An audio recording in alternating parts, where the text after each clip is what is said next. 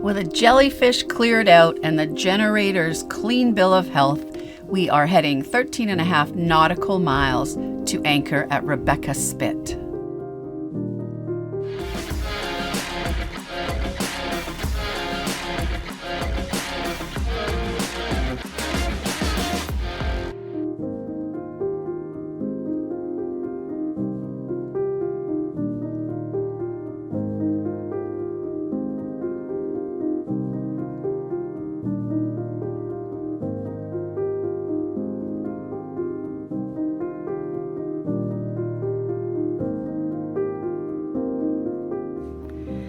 Okay, here we are. We had a beautiful run from Campbell River, and we are now anchored here in Rebecca Spit. It's really, really beautiful.